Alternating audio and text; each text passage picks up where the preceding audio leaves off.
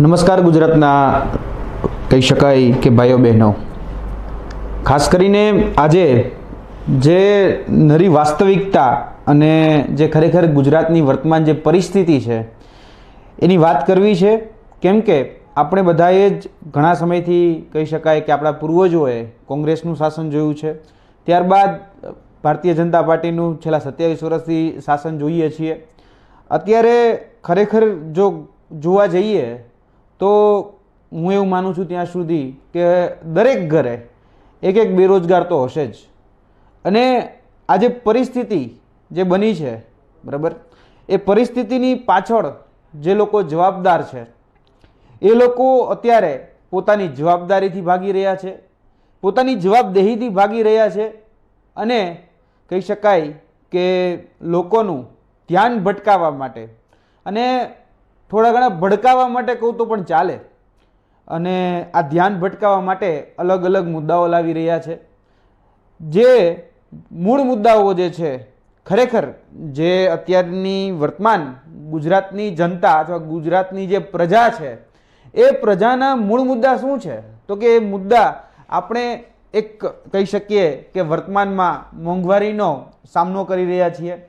આ મોંઘવારી અને એની પાછળ જે જવાબદાર કારણ બરાબર તો એ છે બેરોજગારી અને બેકારી। આજે આમ તો કહી શકાય કે હર વખતે હું આ જ મુદ્દે વાત કરતો રહું છું કે બેરોજગારી અને બેકારી દિવસે ને દિવસે વધી રહી છે। આપણે હમણાં જ જે રિલીઝ થયેલા આંકડા જોઈએ બરાબર, તો તમે વર્લ્ડ બેંકના આંકડા જોઈ લ્યો, આરબીઆઈના આંકડા જોઈ લ્યો, અલગ અલગ સંસ્થાનોએ જે આંકડા રજૂ કર્યા છે બરાબર બેરોજગારીને લગતા, એમાં પણ વાસ્તવિકતા છે એ સામે આવે છે કે ખરેખર આપણા દેશની અને આપણા ગુજરાત રાજ્યની પરિસ્થિતિ શું છે। પ્રોબ્લેમ છે તો પ્રોબ્લેમના સોલ્યુશન પણ હોય છે, એટલે હું પ્રોબ્લેમની પણ વાત કરીશ અને એના સોલ્યુશનની પણ વાત કરીશ।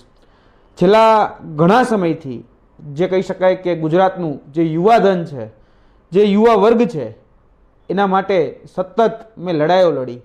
સતત લડાઈઓ જ્યારે લડતા ત્યારે ઘણી બધી બાબતો એવી હતી કે જેમાં આંશિક સફળતાઓ મળી છે, એમાં જરા પણ ના નહીં પાડું, પરંતુ જે બાબતો હતી એ બાબતો આપણે રોકી ન શક્યા। એ બાબતો હતી કૌભાંડ, એ બાબતો હતી ભ્રષ્ટાચાર, એ બાબતો હતી ગેરરીતિ, એ બાબતો હતી વિદ્યાર્થીઓના ભવિષ્ય સાથે થતા ચેડા। આ બધી જ એવી બાબતો હતી કે જે આપણે રોકી ન શક્યા। જે તે પેપરોમાં ક્યાંક કહી શકાય કે ભ્રષ્ટાચારની ઘટના, ગેરરીતિની ઘટના સામે આવી તો આપણે મજબૂતાઈથી અને મક્કમતાપૂર્વક અવાજ ઉઠાવ્યો, એમાં ના જ નથી, પરંતુ ગુજરાતનું યુવાધને પણ અવાજ ઉઠાવ્યો છે એની સાથે। પણ આપણે સમાધાનના ભાગરૂપે મળ્યું શું, તો કે સમાધાનના ભાગરૂપે એક સિંગલ એજન્ડા બરાબર છે, સિંગલ લાઇન એજન્ડા કહો તો ચાલે, અને છે પરીક્ષા રદ। ફરીથી પરીક્ષા લેવાય અને પરીક્ષા લેવાય, ફરીથી યુવા વર્ગ જે છે એ પરીક્ષા દેવા અલગ અલગ જિલ્લાઓમાં જાય, પોતાના રૂપિયાઓનું કહી શકે કે પૈસાનું પાણી કરે, અને છેલ્લે રિઝલ્ટ આપણે જોઈએ છીએ કે છેલ્લા ઘણા સમયથી એમાં સરકારના અલગ અલગ ઠરાવો, એક આ ઠંડાનો જીઆર હોય કે અન્ય કોઈ બહાના હોય, જીઆર પણ આપણે બધા જ જાણીએ છીએ બનાવે કોણ, તો કે ભાઈ સામાન્ય વહીવટ વિભાગના અધિકારીઓ બનાવે। સરકારના જે પદાધિકારીઓ જે છે બરાબર, જેને આપણે ચૂંટીને મોકલ્યા છે એ લોકો બનાવે। હવે એ લોકો બનાવે પછી એ જ લોકો એફિડેવિટ રજૂ કરે કે ભાઈ હા આ બાબતમાં અમારી ભૂલ હતી અને અમે અમારી આ ભૂલ સ્વીકારીએ છીએ અને આ જીઆર છે રદ કરીએ છીએ। પણ એને કારણે આપણી સમય જે છે એ કેટલો વેડફાયો। એક સામાન્ય જીઆર બરાબર, એક આ ઠંડાનો, જે એક નાના છોકરાને પણ પૂછવામાં આવે તો પણ કહી દે કે હા જે કહી શકાય કે જે વર્ગ હતો વિદ્યાર્થી વર્ગમાં એસસી એસટી ઓબીસી, એને ખરેખર અન્યાય થતો હતો, તો એ સાચું ને સાચું સાબિત કરવામાં અથવા તો કોઈ ખોટું જે હતું એ ખોટાને ખોટું સાબિત કરવામાં 1.5 વર્ષ જેટલો સમય જતો રહે છે। અને આ સમયની મૂલ્ય કે આ સમયની વેલ્યુ એ વર્તમાન સત્તાપક્ષને તો નથી જ। મેં હમણાં છેલ્લા ઘણા સમયથી બધાને ખ્યાલ છે કે સક્રિય રાજકારણમાં આવવું પડ્યું બરાબર।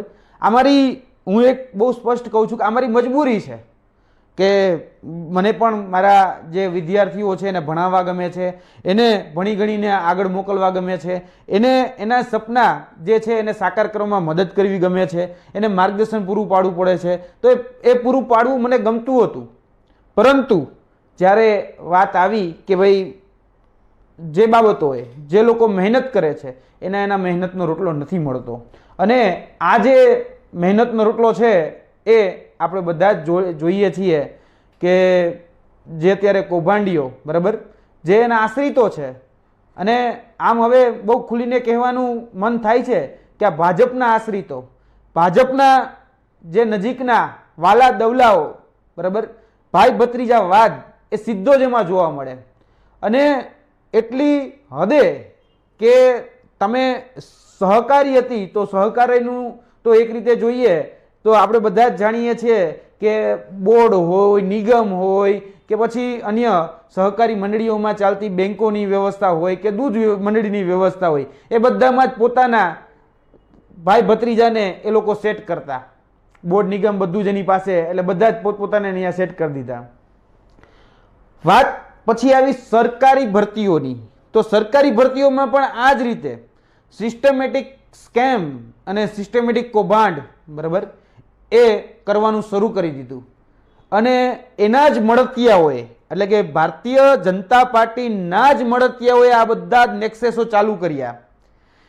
એના જ નજીકના લોકોને પોતાની સિસ્ટમમાં એને ઘુસાડવાનું શરૂ કર્યું. આ જે સિસ્ટમ છે ને, બરાબર, એ સિસ્ટમ એ સરકારી જે પદ્ધતિ છે અત્યારે, બરાબર, પરીક્ષાઓની પદ્ધતિથી આપણે કોઈ પણ વિભાગમાં જ્યારે નોકરી કરે તો 60 વર્ષ સુધી નોકરી કરતા હોય છે. અને આ આપણે જે કહીએ છીએ કે સિલેક્ટેડ પીપલ છે, અને આ સિલેક્ટેડ પીપલ એ 60 વર્ષ સુધી આ જે કહી શકાય સિસ્ટમનો જે તંત્રનો જે ભાગ છે બનીને રહેતા હોય છે. અને જે ઇલેક્ટેડ પીપલ હોય છે, જેને આપણે ચૂંટીને મોકલીએ છીએ, એ 5 વર્ષ સુધી આપણી પર રાજ કરતા હોય છે. પરંતુ સૌથી વધારે ગંભીર કોણ? તો કે સિલેક્ટેડ, બરાબર, જે ખોટી રીતે ગેરરીતિથી આ સિસ્ટમનો ભાગ બને છે. અને જે વ્યક્તિ ખુદ ભ્રષ્ટાચારથી આ સિસ્ટમનો ભાગ બનતો હોય તો એ સિસ્ટમને ભ્રષ્ટ જ કરવાનો છે, અને સિસ્ટમને ભ્રષ્ટ પણ કરશે અને ઉદયની જેમ આ સિસ્ટમને ખોરી ખાહે, આ સિસ્ટમને ખોરી ખાહે. એટલે આ સિસ્ટમને આપણે બચાવવી હોય, બરાબર, તો મને એવું લાગે છે અત્યારે જે પોલિસી મેકિંગ, બરાબર, જે કરનાર જે પદાધિકારીઓ, જે અધિકારીઓ, જેના હાથમાં સત્તા હોય, જેના હાથમાં પાવર્સ હોય, ત્યાં સુધી પહોંચવું ખૂબ જરૂરી છે. અને અહીંયા સુધી પહોંચવા માટે મને પછી છેલ્લે એવું લાગ્યું કે એક જ રસ્તો છે, અને છે રાજકારણ. અને હું ત્યાં સુધી કહું છું કે તમને પણ વર્તમાનની ભ્રષ્ટ નીતિ, બરાબર, બદલવી હોય તો તમારે પણ રાજકારણમાં છેલ્લે આવવું જ પડશે. કેમ કે જો તમે સિસ્ટમ બદલવા માંગો છો તો સિસ્ટમમાં આવવું જ પડશે. તમે કહી શકાય કે ઘણા એવા લોકો તમને કહેતા હોય છે કે ભાઈ આ કીચડ છે, કીચડમાં પડવું ન જોઈએ. હવે કીચડમાં પડ્યા વગર આ સિસ્ટમ સુધરે એમ નથી, અને બહુ ખરાબ રીતે અત્યારે આ તંત્ર ચાલી રહ્યું છે. હવે આ તંત્રમાં જે રીતે કહી શકાય કે સરકારી પરીક્ષાઓની વાત આવી, તો સરકારી પરીક્ષાઓમાં કહેવામાં આવે છે કે ભાઈ અમે જ્યારે એ સત્તામાં હોય, બજેટની જાહેરાત કરતા હોય, અને બજેટમાં માનનીય આપણા નાયબ મુખ્યમંત્રી અને એક આપણા પૂર્વ મુખ્યમંત્રી બંને, વિજયભાઈ રૂપાણીની સરકારમાં વિજયભાઈ રૂપાણી એવું કહેતા કે અમે 15 લાખ રોજગારી આપીશું. નીતિનભાઈ નાણામંત્રી અને આમ નાયબ મુખ્યમંત્રી પણ, તો નીતિનભાઈ એવું કે અમે એ 20 લાખ, બરાબર, રોજગારી આપીશું. એમાં સરકારી રોજગારીની પણ એ વાત કરે. અને માનનીય ગુજરાતના આપણા કહી શકાય અત્યારે જે રીતે મુખ્ય કન્વીનર આમ આદમી પાર્ટીના અને દિલ્હીના મુખ્યમંત્રી ગુજરાતમાં આવે અને 10 લાખ સરકારી રોજગારીની વાત કરે તો તરત જ કહી દેવામાં આવે કે આ તો રેવડી વેચવાનું કામ કરે છે. તમને બધાને, એટલે કે જે આપણા મંત્રીઓ છે એને વીજળી મફત મળે તો એ રેવડી નથી લાગતી, એ લોકોને આરોગ્ય મફત મળે એ રેવડી નથી લાગતું, એને બધી જ સુવિધાઓ મળે છે, બરાબર, સવારના ઉઠે સાંજ સુધીની તમામ મુખ્ય મુદ્દા હોય એમાંથી ધ્યાન ભટકાવવાનું કામ કરે છે.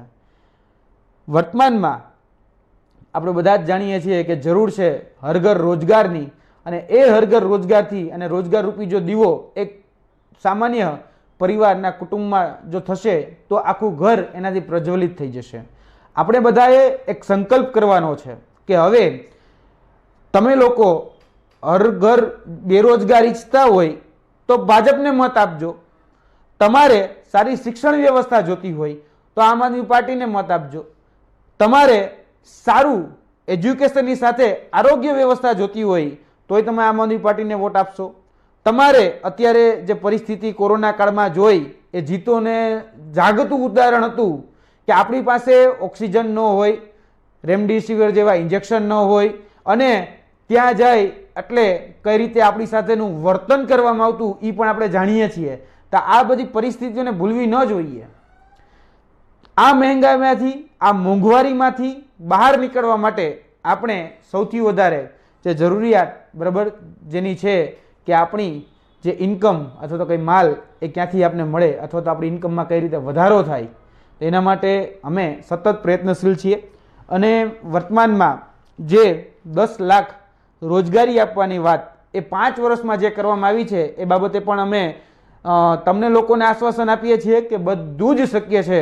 બરાબર, નીતિ નિયત અને દાનત જો સાફ હોય ને તો બધું જ શક્ય છે. બાકી અત્યારે આશાસ્પદ યુવાનો એ દેશ છોડી અને દુનિયા છોડીને જાય છે એ આપણી પાસે જીતું જાગતું ઉદાહરણ છે. ઘણી બધી જગ્યાએ આપણે જોયું છે બરાબર કે અત્યારે વર્તમાન પરિસ્થિતિ એટલી ગંભીર થઈ ગઈ છે કે લોકો જેવા જ કહી શકે ગ્રેજ્યુએટ કરીને શૈક્ષણિક લાયકાત પૂરી કરી અને સ્પર્ધાત્મક પરીક્ષાની તૈયારી કરે અથવા તો અન્ય ડિપાર્ટમેન્ટમાં જવા માટે પોતાનો રોજગાર કરવા માટે પણ ઘણા બધા પ્રયત્નો કરે, છતાં પણ એમાં સક્સેસ નથી જતા અથવા તો સક્સેસ નથી જતા એનું ઘણા બધા કારણો છે. એ એની મહેનત કરે છે, એમાં ના જ નહીં, એ જે તે વિભાગમાં મહેનત કરે છે, પરંતુ જે સત્તાપક્ષના મળતિયાઓ, સત્તાપક્ષના જે આશ્રિતો અને સત્તાપક્ષના એટલે કે ભાજપ સરકારના જે નજીકના વાલા દવલાઓ છે ને એને પ્રાધાન્ય આપવામાં આવે છે, એના કાર્યકર્તાઓને પ્રાધાન્ય આપવામાં આવે છે ને એટલા માટે આપણને જે મહેનતુ યુવાન છે એ મહેનતુ યુવાનને એના હકનો રોટલો નથી મળતો. આ નરી વાસ્તવિકતા છે ગુજરાતની. જો તમારે આ પરિસ્થિતિ બદલવી હોય ને તો તમારે હવે આ પરિવર્તન લાવવું જ પડશે. અને એટલું યાદ રાખજો કે ગુજરાતમાં પરિવર્તન હોય, દેશમાં પરિવર્તન હોય, વિશ્વમાં પરિવર્તન હોય કે કોઈ પણ જગ્યાએ પરિવર્તન, આ પરિવર્તન ગુજરાતના યુવાનનો જ લાવી શકે એમ છે. તમે શિક્ષિત છો, યાદ રાખજો, ભણેલ ગણેલ છો તો કમસે કમ એટલું વિચારજો કે મારો કિંમતી વોટ હું કોને આપું. ભ્રષ્ટ સરકારને આપવો છે તો ભ્રષ્ટ સરકારને આપીને તમે શું મેળવવા માંગો છો એ વિચારી લેજો. ઈમાનદાર વ્યક્તિઓને આપવા માંગો છો, ઈમાનદાર વ્યક્તિઓને ચૂંટીને મોકલો છો તો તમારા માટે શું કાર્ય કરશે એ પણ વિચાર લેજો. જરૂર છે, બધાના ઘરમાં જરૂર છે. મને ખ્યાલ છે ઘણા બધા મારા એવા પણ મિત્રો છે કે જે ભાજપ સાથે સંકળાયેલા છે, છતાં પણ એક એક બાબતને મને હંમેશા સપોર્ટ કર્યો છે. એક એક બાબતને જેલમાં ગયો હોય તો બહાર લાવવા માટે પણ એને ખબર હતી કે ભાજપ સરકારે ખોટું કર્યું, જેલમાં નાખીને, અને જેલમાંથી બહાર લાવવા માટે એ લોકો પણ આવેદનપત્ર, નિવેદન માટે એ લોકો રોડ ઉપર ઉતરી ગયા હતા. કેમ કે એ લોકોને જોઈએ છે, એ લોકોને ઘરમાં રોટલો જોઈએ છે. ખબર છે કે અંધભક્તિથી રોટલો નહીં આવે. જે લોકો અંધભક્ત બની ગયા એની હાલત અત્યારે શું છે પૂછી લેજો. એટલે અંધભક્ત ન બનો, કોઈના પણ ન બનો. જરૂર બરાબર તમારા મુદ્દાઓની માંગણી એ તમે સત્તાપક્ષ પાસે રાખો, જે પણ જરૂરિયાત છે. વર્તમાનમાં ઘણી બધી બાબતોમાં મેં બહુ છેલ્લી પ્રેસ કોન્ફરન્સમાં વાત કરી કે કઈ રીતે 10 લાખ સરકારી રોજગારી શક્ય છે. અને ગુજરાતના યુવાનો ઘણી બધી જગ્યાએ પીડાય છે. ફિક્સેશન બરાબર, કરપ્શન, ગ્રેડ પેના મુદ્દા, આજે કર્મચારીઓ અત્યારે તલાટી કર્મચારીઓ હડતાલ કરે છે બરાબર, તેની માંગણી શું વ્યાજબી નથી? તમે એકને ઘી આપો, એકને ગોળ આપો, એકને ખોળ આપો. આ જે નીતિ છે ને એ નીતિ બદલવાની જરૂર છે. ગ્રામ પંચાયતનો તલાટી હોય તો અલગ વ્યવસ્થા, રેવન્યુ તલાટી હોય તો અલગ વ્યવસ્થા, એક ક્લાર્ક હોય તો એને અલગ વ્યવસ્થા, એના માટે અલગ મહેકમ, અલગ પગાર. આ જે નીતિ છે નીતિ બદલવાની જરૂર છે અને આ નીતિ બદલવા માટે હવે પરિવર્તનની જરૂર છે અને પરિવર્તન એ ક્રાંતિથી જ આવે અને હંમેશા ક્રાંતિ જરૂરી છે. ક્રાંતિ એ લોકશાહીને જીવંત રાખવા માટે જરૂરી છે. લોકશાહી આપણા પૂર્વજો ગાંધીજી, સરદાર બાબા સાહેબ આંબેડકર એ શેના માટે લડ્યા? એ લડ્યા આઝાદી માટે. કોનામાંથી? તો કે ગુલામીમાંથી. અને અત્યારે વર્તમાન ભ્રષ્ટ ભાજપ સરકાર એ ફરીથી ગુલામ બનાવવા જઈ રહી છે. આપણો અત્યારે સૌથી વધારે એમ કહેવાય છે કે એફડીઆઈ ની બધું આવે છે, મોટી મોટી બાબતો કહેવામાં આવે છે કે આટલા રૂપિયા આટલું ઇન્વેસ્ટમેન્ટ અહીંયા આવે છે. આપણી જમીન ઉપર, બરાબર, આપણી જે ભૂમિ છે ત્યાં એ લોકો ઇન્ડસ્ટ્રીઝ આપે અને માલ મેવો હોય લઈ જાય અને આપણા પાછળ જે કેમિકલ મૂકીને જાય છે એના કારણે કેટલાક ગરીબોને આપણે જોઈએ છીએ ને કે શું હાલત થાય છે. મિલ મજદૂરો છે, શું હાલત થાય જોઈએ છીએ ને. માલ મલાઈ લઈ જાય છે, બરાબર. જરૂર છે પરિવર્તનની, જરૂર છે બદલાવની, જરૂર છે ક્રાંતિની. અને આ ક્રાંતિ મને સંપૂર્ણ ભરોસો છે કે ગુજરાતના યુવાનો લાવી શકે એમ છે. વર્તમાનમાં જે પણ મુદ્દાઓ છે બધા જ મુદ્દાઓની ચર્ચા કરવા બેસું તો કદાચ ઘણો સમય વહી જાય. વાત મને કીધું કે રોજગારી, હું હંમેશા મોટાભાગે બે જ મુદ્દા ઉપર વાત કરું છું, શિક્ષણ વ્યવસ્થા અને રોજગાર વ્યવસ્થા. તો દાનત નીતિ સાફ હોય તો આપી શકાય એમ છે. 10 લાખ નહીં, 10 લાખ નહીં, એનથી ને પણ વધારે સરકારી રોજગારી આપી શકાય એમ છે. મારા કોન્ટ્રાક્ટના જે કર્મચારી મિત્રોનું જે શોષણ થાય છે એ શોષણ અટકાવવા માટે જે રીતે પંજાબમાં કહી શકાય કે ભગવત માનની સરકારે, બરાબર, એને કાયમી કરી દીધા, તો શું ગુજરાતમાં શક્ય નથી? દાનત નીતિઓ તો એ પણ શક્ય છે, પણ કરશે નહીં. કેમ કરશે નહીં? કારણ કે બધાનું પ્રાઇવેટીકરણ કરવું છે. હવે જે સરકારી નોકરી છે ને એનું પણ પ્રાઇવેટીકરણ થઈ રહ્યું છે. જેટલા જેટલા ડિપાર્ટમેન્ટ છે, જેટલા જેટલા વિભાગ છે, વિભાગમાં બધી જ જગ્યાએ 50 થી 60% જગ્યાઓ છે એ કોન્ટ્રાક્ટથી ભરાય છે. અત્યારે વર્તમાનમાં જે વિભાગો છે એ વિભાગોની તમામ જગ્યાઓને ધ્યાનમાં રાખીને હું આ વાત કરું છું. ખાલી બધા જ વિભાગોમાં, બધા જે વિભાગો છે એમાં કોન્ટ્રાક્ટ કર્મચારીઓને પણ જો કાયમી કરી નાખવામાં આવે ને તો પણ આજે 10 લાખનો આંકડો છે ને એનાથી પણ વધી જાય. બીજું કે વર્ગ 4ની જે ભરતીઓ હતી એ બધી જ બંધ કરી દીધી. પીયુની પરીક્ષા હવે લેવાય જ નથી લેવાતી. સામાન્ય કર્મચારીઓ, બરાબર, જે ઓછું ભણેલા હોય, આપણે એને કહી શકાય 8 પાસ અથવા તો 10 પાસ જે વિદ્યાર્થીઓ હતા એ લોકોને આપણે રોજગારી આપતા, બરાબર, તો એ વર્ગ 4ની તમામ નોકરીઓ બંધ કરી દીધી. કેમ? કારણ કે અહીંયા કોન્ટ્રાક્ટ સિસ્ટમ લાવ્યા. તમારે પીએસસી સેન્ટરમાં જાઓ અને એમપીએચડબલ્યુમાં તો કે કોન્ટ્રાક્ટ સિસ્ટમ, પીયુનમાં તો કે કોન્ટ્રાક્ટ સિસ્ટમ, અન્ય જગ્યાઓમાં સીધી કોન્ટ્રાક્ટ સિસ્ટમ. અને કોન્ટ્રાક્ટ કોની પાસે? તો કે ભાજપના મળતિયાઓ પાસે, ભાજપની આ બધી જ એજન્સીઓ પાસે. જે કોન્ટ્રાક્ટની એજન્સીઓ છે એ તમામ ભાજપની એજન્સીઓ છે. તમારે એ એજન્સી દ્વારા અથવા તો એની ઓળખાણ દ્વારા એ કોન્ટ્રાક્ટ દ્વારા તમને એ નોકરી મળે. શોષણ તો ઊભું ને ઊભું. પગાર લેવામાં અથવા પગાર આપવાને જ્યારે ફી અથવા તો જે રસીદ હોય એમાં 20,000 દેખાડવામાં આવે, વાસ્તવિક રીતે હાથમાં 10,000 જ આવે. બીજો ક્યાં? તો કે બીજા એના મળતિયા ખાઈ ગયા. એ બધામાંથી છુટકારો મેળવવા માટે હવે પરિવર્તનની જરૂર છે. અને આ પરિવર્તન, બરાબર, હું એટલા માટે કહું છું કેમ કે હવે ભવિષ્ય જે થવાનું છે ને, બરાબર, જે લાવવામાં આવ્યું, શું તમને મળે છે મફત શિક્ષણ?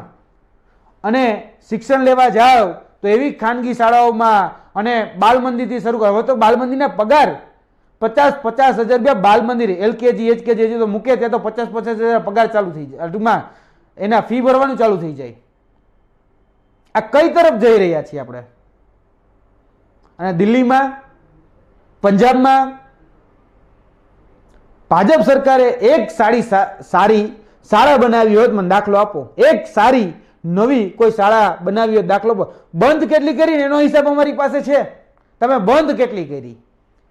ભાજપ સરકારે આ શાળાઓ બંધ કેટલી કરી ને એનો હિસાબ અમારી પાસે છે, તમારી પાસે અથવા જે અંધભક્તો જે છે એની પાસે જો હોય ને સરવૈયું તો આપજો, અમારે જોઈએ છે. કેટલી નવી શાળાઓ બનાવી, ડિજિટલ ઇન્ડિયાની બહુ મોટી મોટી વાતો થાય છે. ડિજિટલ ઇન્ડિયાની, એ ડિજિટલ ઇન્ડિયાની વાતોમાં ક્યાંય જોવા મળે છે ટેકનોલોજીનો ઉપયોગ? બેનરોમાં રોજગારી આપવામાં અવ્વલ હશો, બરાબર. વાસ્તવિક પરિસ્થિતિ એક વખત જાણજો.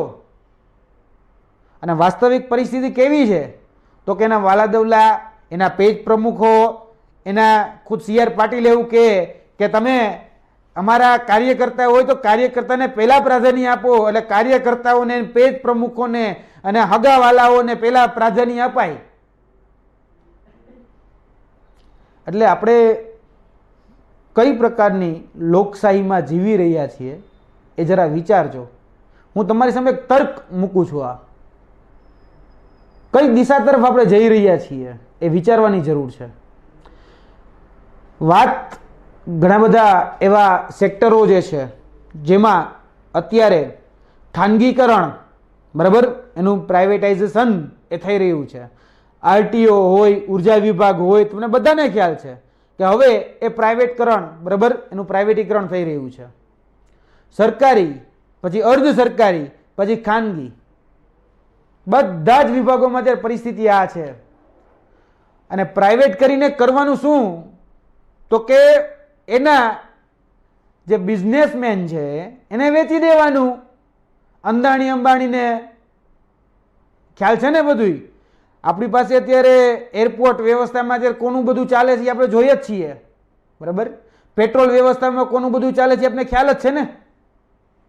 એટલે એ બે લોકોને ખુશ રાખવાના. એ બે લોકોને ખુશ શા માટે રાખવાના? કારણ કે ચૂંટણી ભંડોળ ત્યાંથી આવે, અને એ ચૂંટણી ભંડોળ માટે, એને ખુશ રાખવા માટે એ દેશની સંપત્તિઓને વેચી રહ્યા છે. કહેવામાં આવતું હતું મેં દેશ નહીં ઝૂકને દૂંગા, મેં દેશ નહીં બીકને દૂંગા. તમારી કેટલી સંસ્થાઓ વેચી નાખી તમને ખ્યાલ છે? કેટલા PSU સેક્ટર વેચી નાખ્યા ખ્યાલ છે? જરા જોજો, બરાબર. અંધભક્તિ બહુ સારી નહીં. આપવાનો વાયદો એને પણ કર્યો હતો. કેટલી આપી? 2 કરોડ રોજગારીમાંથી. દર વર્ષે 2 કરોડ રોજગારી આપીશું. અચ્છે દિન આએંગે. કેટલાના અચ્છે દિન આવ્યા? એના પેજ પ્રમુખોના, એના કાર્યકર્તાઓના, એના મળતિયાઓના. બીજાના કોઈના અચ્છે દિન આવ્યા? ગરીબ છે એ ગરીબ વધારે બનતો ગયો, અમીર છે એ અમીર વધારે બનતો ગયો, અને મધ્યમ વર્ગી છે એ હજી ધક્કા મારી મારીને જીવે છે. ફિક્સેશન.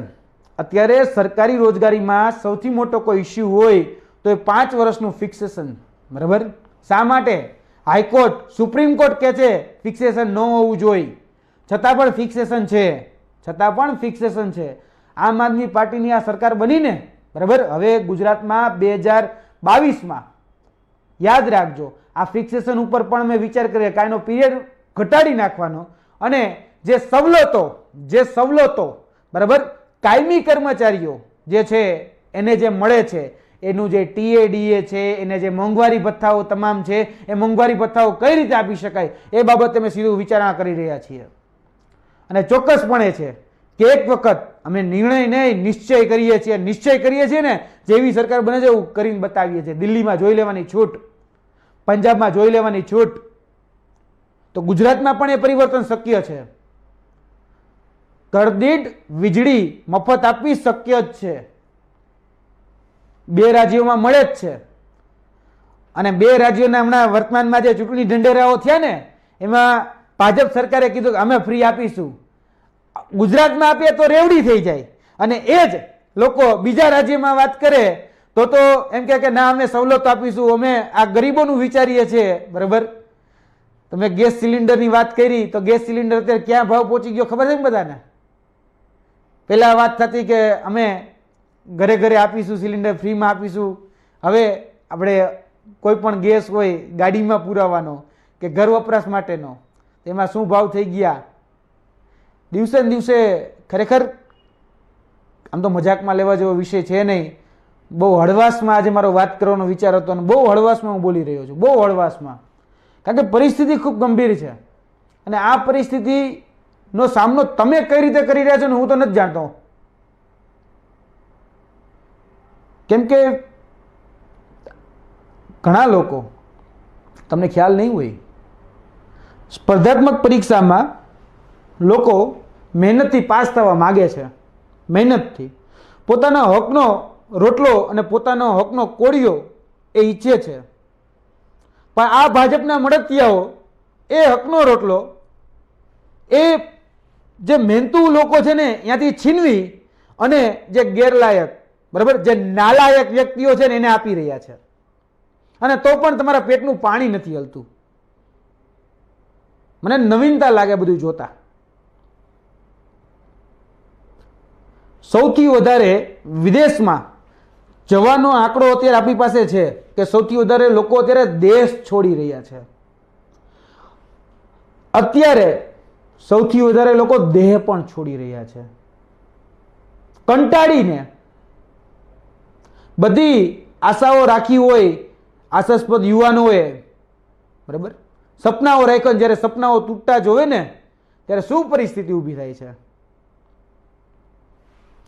ગોંડલમાં કમરકોટડા ગામમાં એક જયેશ નામના વ્યક્તિએ, બરાબર,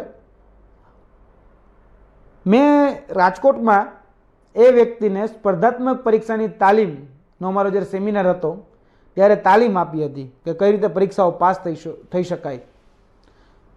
એ વ્યક્તિ મહેનત પણ એટલી જ કરે, દિવસ રાત. એના પિતાજી, બરાબર, એના માટે પણ સેલ્યુટ કરવાનું મન થાય. કેમ કે મેં નજીકથી એનું પરિવાર જોયું છે. એની જે વેદના છે ને એ કદાચ કોઈક સાંભળવા જજો, ત્યાંના એમએલએ, ત્યાંના કોર્પોરેટર કે ત્યાંના કોઈ પણ ભાજપનો વ્યક્તિ અહીંયા મળવા નથી ગયો હજી સુધી.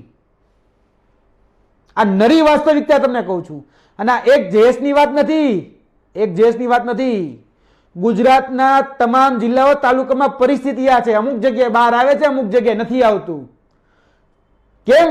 કેમ કે આ ભ્રષ્ટ નીતિ અને ભ્રષ્ટાચારની જે અત્યારે કહી શકાય વાલા દોલાની જે નીતિઓ ચાલે છે, બરાબર, એનાથી લોકો કંટાળી ગયા છે. યુવાનો નાસીપાસ થઈ ગયા છે. દુઃખ મને પણ થાય.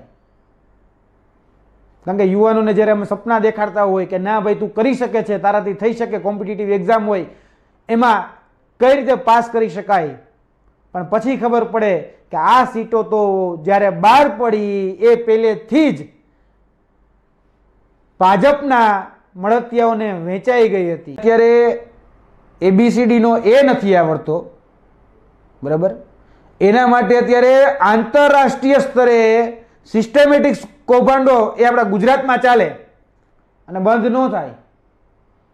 જે લોકો જે વિષયનું ભણ્યા જ નથી, જે લોકોને જે વિષયનો અભ્યાસ જ નથી, એ લોકો અત્યારે આપણા આરોગ્ય કર્મચારી બને. આવું ગુજરાતમાં થાય.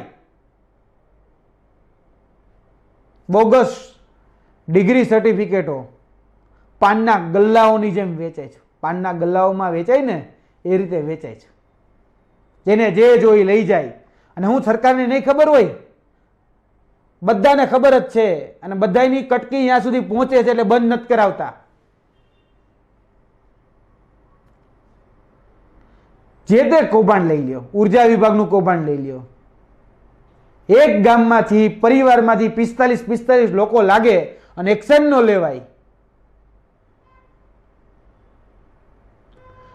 જે વ્યક્તિઓના એફઆઈઆરમાં નામ આવે એના વિરુદ્ધના પુરાવાઓ આવે અને પુરાવા આવ્યા પછી પણ એની ઉપર એક્શન ન લેવાય. શા માટે? કેમ? તો કે ભાઈ એ એના પક્ષનો કે કાર્યકર્તા હતો, એને ચૂંટણી ભંડોળ આપ્યું હતું એટલા માટે ને. કેટલી ભરતીઓ ગણાવું, કેટલી ભરતીઓ, 12 જેવી ભરતીઓ તો છે જ કે જેના પેપરો બંધ રહ્યા હોય, રદ રહ્યા હોય. મને એક એવો દેખાડો કે જેની પાછળ એક વ્યક્તિની સજા થઈ, એક વ્યક્તિને. જો તમારી પાસે નામ હોય તો મને કહેજો.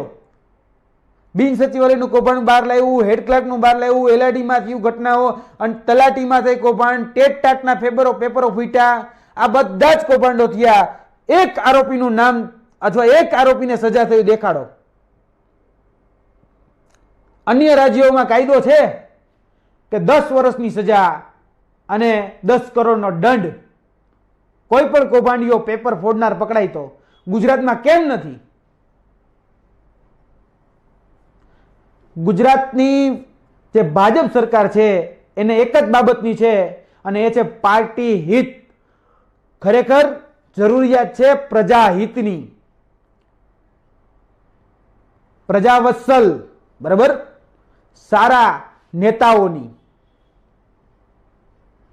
જે ખરેખર પ્રજાનું વિચારે. પણ વિચારે છે કોનું? તો કે પાર્ટીના કાર્યકર્તાઓનું પ્રાધાન્ય મળે, ફલાણું ઢીકડું એનું જ થાય. જે વ્યક્તિઓને એ ભરતી કન્ડક્ટ કરવા માટે એના અધિકાર આપ્યા હોય એ અધિકારીઓની કોઈ જવાબદારી ફિક્સ નહીં, એકાઉન્ટેબિલિટી ફિક્સ નહીં. પેપરો સૌથી વધારે ગૌણ સેવામાં ફૂટ્યા. શું એના અધ્યક્ષને કોઈ સજા થઈ ખરી? ખાલી એને એના પદ ઉપરથી તમે દૂર કરો, પણ એના સમયકાળ દરમિયાન જે પેપરોમાં ગેરરીતિ થઈ એમાં તમે કેટલા વ્યક્તિઓને સજા કરી? આ વર્તમાન સત્તા પક્ષને સવાલ છે કે તમારા આશ્રિતોને તમે દૂર કરી દીધા એટલે બધું પૂરું? કેવી સિસ્ટમ લાવવા જઈ રહ્યા છે? અત્યારે જ એક જાહેરાત આવી મારી પાસે કે જીતુભાઈ વાઘાણીએ કરી કે હવે સંગીત શિક્ષકોની અમે પ્રવાસી શિક્ષક તરીકે ભરતી કરીશું. એક ભરતી બોર્ડના અધ્યક્ષ છે જેમના ફ્રીજ છે, એમાં સ્થાન આપી શકે તો આપજો. આ તમામ આ પ્રવાસી આવ્યું ક્યાંથી? પ્રવાસી શિક્ષકો આવ્યા ક્યાંથી? આ કોની દેન છે? ભારતીય જનતા પાર્ટીની જ. કોન્ટ્રાક્ટ કર્મચારી આવ્યા ક્યાંથી? અને સૌથી વધારે કોન્ટ્રાક્ટ કર્મચારીમાં વધારો ક્યાંથી થયો? આ 27 વર્ષમાં જ વધારો થયો. આ સિસ્ટમ અત્યારે જ આવી એડહોક, બરાબર. આપણે હવે જે ખરેખર બરાબર ચાણક્યનું કામ કરતા હોય અથવા હું એમ કહું કે જેનું ભારતનું ભાવિ ઘડનારમાં જેને આપણે બિરદાવતા હોય એવા આપણા અધ્યાપકો એને આપણે કોન્ટ્રાક્ટ ઉપર લેવા લાગ્યા. શિક્ષકો તો કે પ્રવાસી, કર્મચારીઓ તો કે કોન્ટ્રાક્ટ બેઝ, બરાબર. અહીંયા નીતિ કોની ખરાબ છે એ હવે કહેવાની જરૂર નથી. સુધરી તો બધું જ શક્ય એમ છે, બરાબર. અને વર્તમાનમાં જે ગ્રેડ પેના ઇસ્યુઓ છે એ ગ્રેડ પે ચોક્કસપણે કહું છું, અભ્યાસુ છું, કાયદો જાણું છું, કાયદો ભણાવું પણ છું, આઈપીસી સીઆરપીસી બાબતોય ભણાવું છું, બરાબર. એટલે કાયદાકીય રીતે પણ મજબૂત છું. સરકારી ભરતી પાસ પણ કરેલી છે, સ્વીકારેલી નથી, મારો અંગત નિર્ણય હતો, પરંતુ બધી જ બાબતો ખ્યાલ છે. ગ્રેડ પે બાબતે જે ઇસ્યુ અત્યારે ચાલે છે તો ગ્રેડ પે બાબતનો ઇસ્યુ અત્યારે સોલ્વ થઈ શકે એમ જ છે, બરાબર. પણ આપવાની દાનત નથી, આપવાની દાનત નથી, શોષણ કરવાની દાનત છે, બરાબર. શોષણ કરવાની, અને શોષણ કરવાની દાનત અને વૃત્તિ છે ને એ ક્યારેય તમને લોકોને સારું નહીં આપી શકે. ને વર્તમાનમાં, બરાબર, આપણે ઘણા બધા મુદ્દાઓ મેં તો લખ્યા હતા કે હું આ બધી બાબતોની વાત કરીશ, પરંતુ હર વખતે હું યુવાનો ઉપર આવું ને એટલે મને ઘણી બધી વખત એમ થાય કે યુવા હિતથી જ રાષ્ટ્રહિત થઈ શકે. રાષ્ટ્ર નિર્માણમાં સૌથી મોટી ભૂમિકા કોની હોઈ શકે? તો કે યુવાનોની. યુવા નિર્માણથી જ રાષ્ટ્ર નિર્માણ શક્ય છે. આપણે દેશભક્તિની જે વાતો કરીએ, બરાબર, દેશદાઝની જે વાતો કરીએ, આપણે જો રોજગારની વાતો કરીશું, આપણે મુદ્દાગત જે વાતો કરીશું ને તો એનાથી આપણી લોકશાહી વધારે મજબૂત થશે. અને વર્તમાનમાં બધા જાણીએ છીએ કે કોઈ પણ વ્યક્તિ જ્યારે પ્રશ્ન ઉઠાવે તો એને દબાવી દેવાનો, એને સાઇડલાઇન કરી દેવાનો, એને હેરાન કરવાનો, એને પરેશાન કરવામાં આ ભાજપ સરકાર બાકી નથી રાખતી.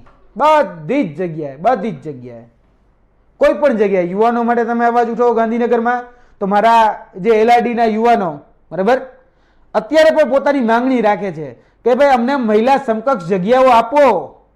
અત્યારે પણ કે છે મહિલા સમકક્ષ જગ્યાઓ જોઈ છે કે તમે જે સુપર ન્યુમેરિક જગ્યાઓ આપી બરાબર, આંદોલન થયું, આંદોલનમાં 1/18નો પ્રસ્તાવને રદ કરવાની વાત હતી તો એમાં મહિલાઓને જે જગ્યા આવી ચોક્કસપણે મહિલાઓની જગ્યા અમે સ્વીકારી.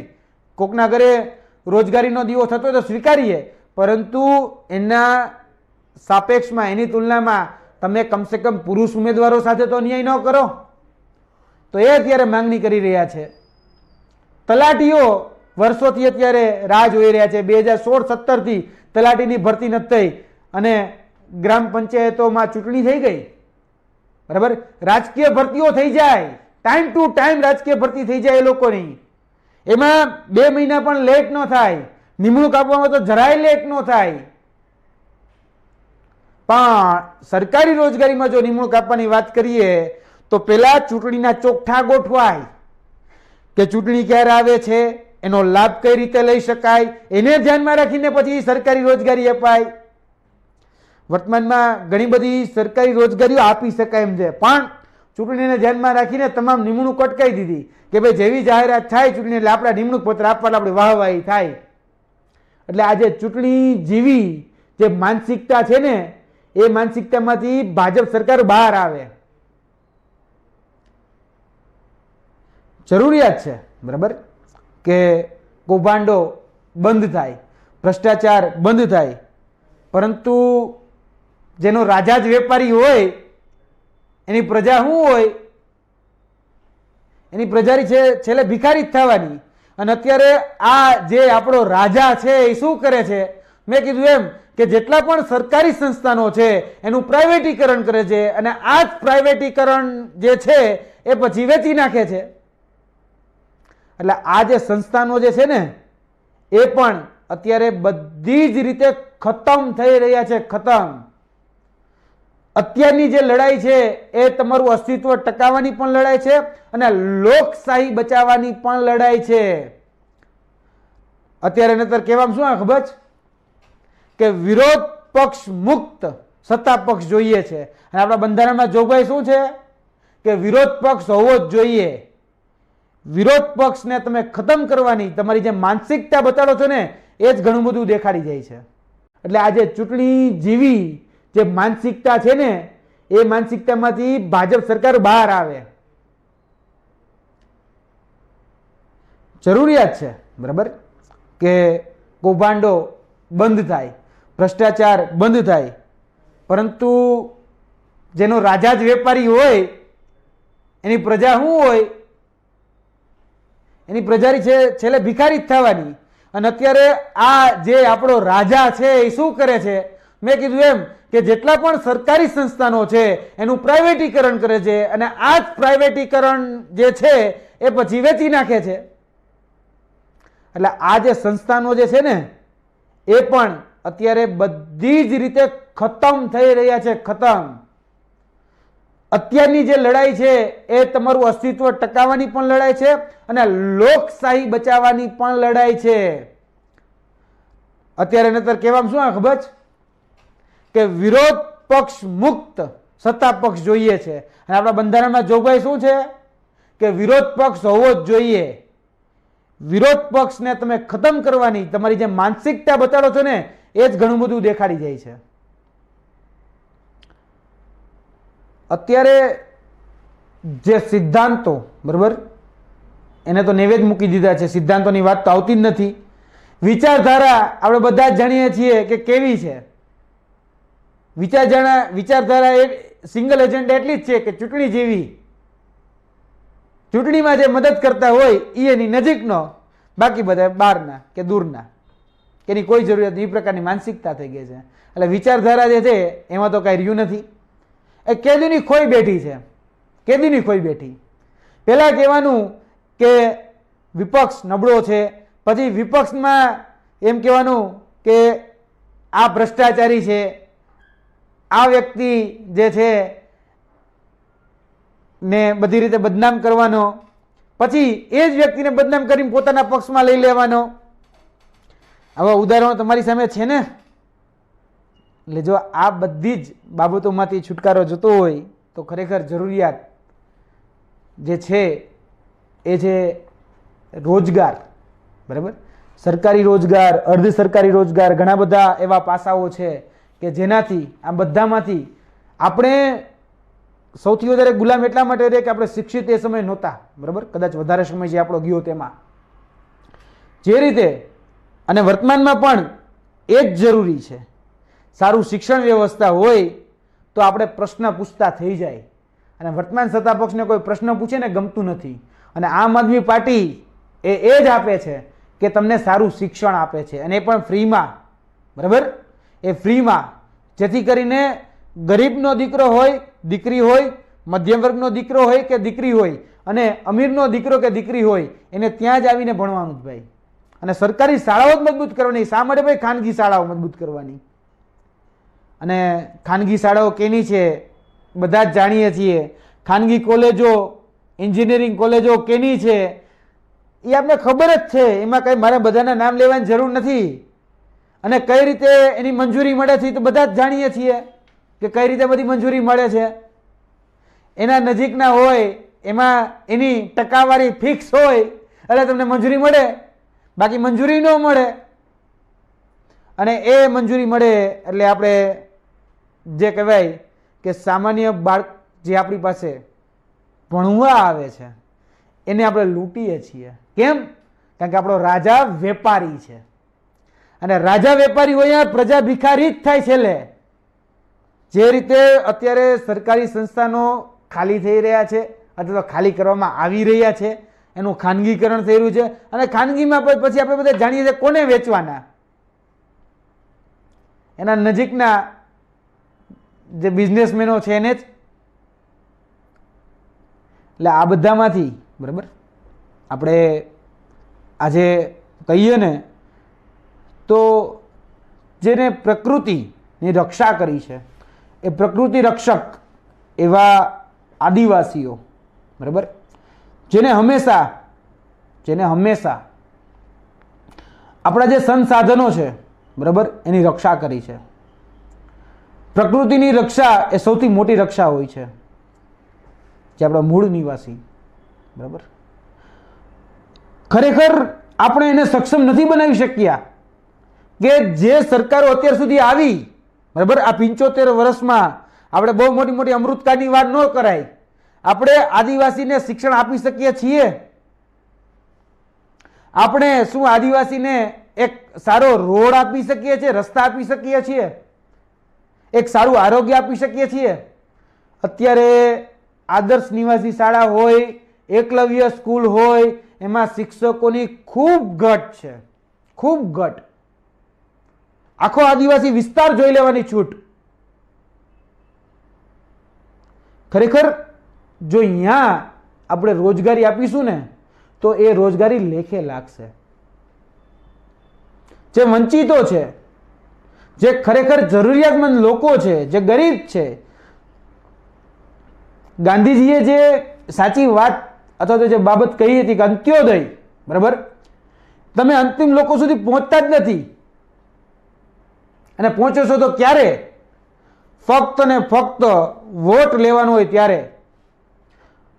આપણે એ બાબતે સ્પષ્ટ છીએ કે જે પણ સંકુલો અત્યારે આદર્શ નિવાસી શાળાના શિક્ષકો હોય, એકલવ્ય મોડલ સ્કૂલની વાત હોય, તો પણ એક બાબત ફિક્સ છે કે જે આશ્રમ શાળાઓ છે તે પણ સારા શિક્ષકોની જરૂર છે.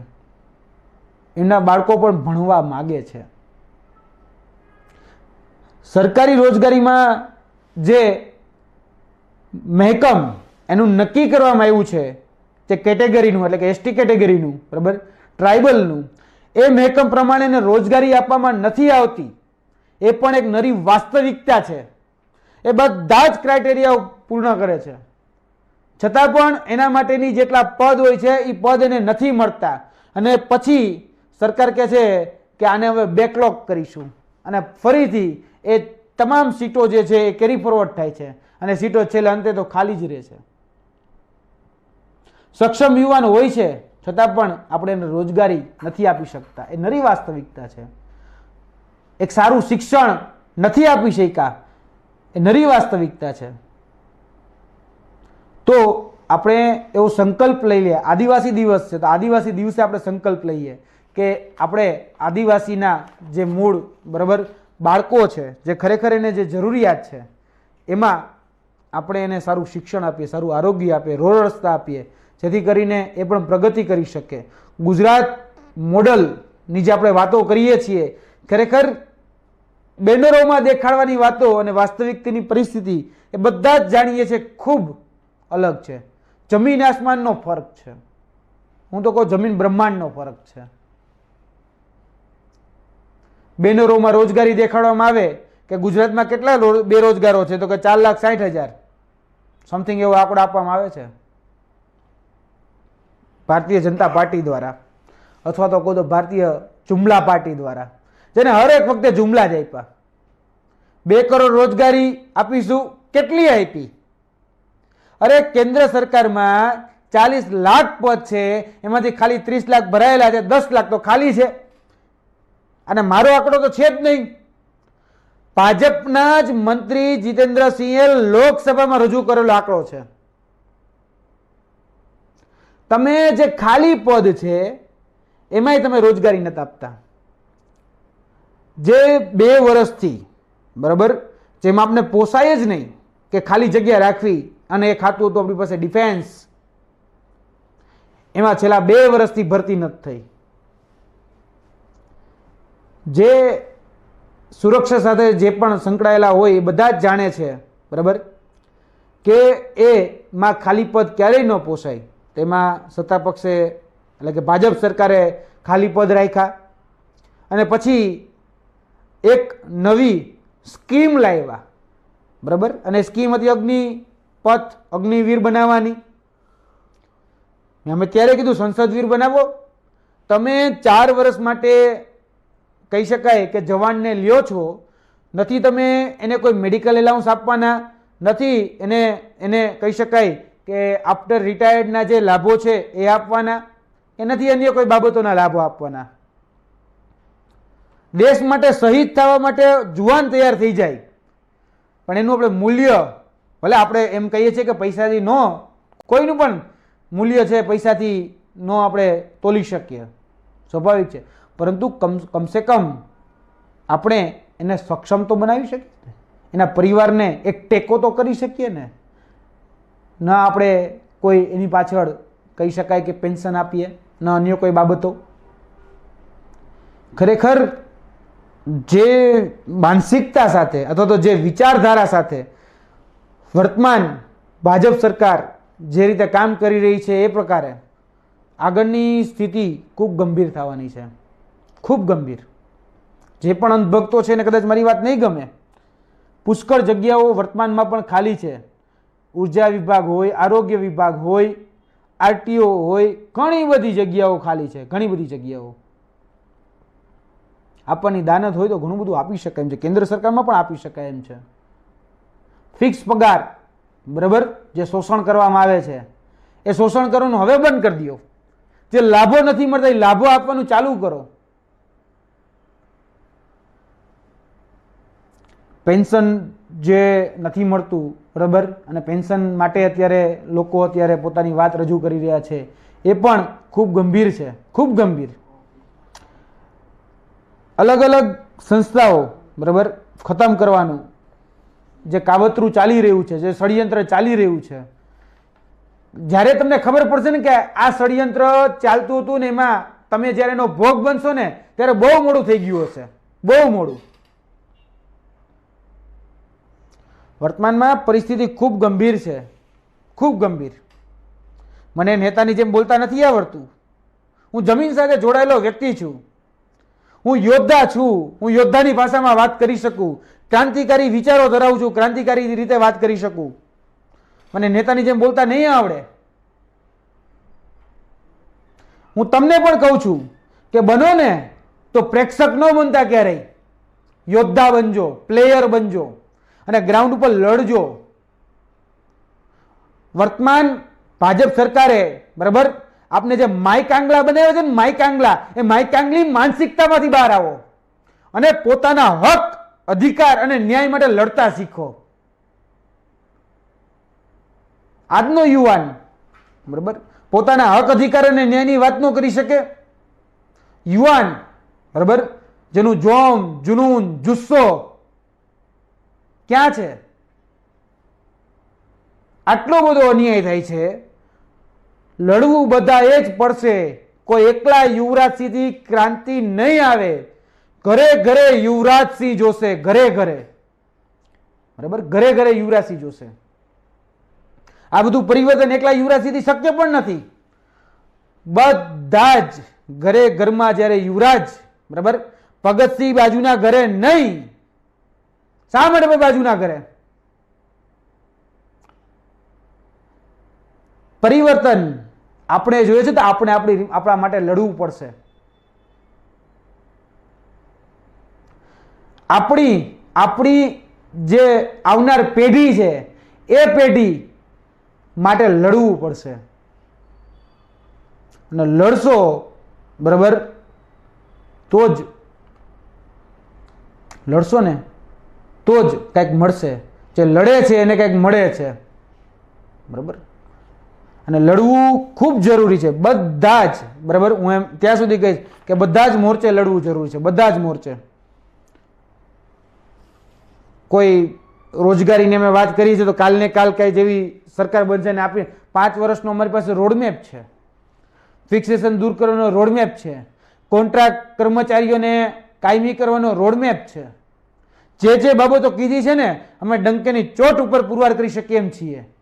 એક એક બાબતો. અભ્યાસુ વ્યક્તિ છું, એમને સીધો આવીને બેસીને જ જતો બરાબર. કેજરીવાલજી દિલ્હીના મુખ્યમંત્રી ગુજરાતમાં આવીને જાહેરાત કરે છે, અમારા રાષ્ટ્રીય કન્વીનર, તેમને હવાબાજી નથી કરતા, જુમલાબાજી નથી કરતા. અમે બાબત જે મૂકીએ છીએ ને એ બહુ સચોટતાપૂર્વક અને એ બાબત મૂકીએ છીએ તો તમારા માટે અમે અભ્યાસ કરીને મૂકીએ છીએ. જે જરૂર છે બરાબર, જે જરૂર છે.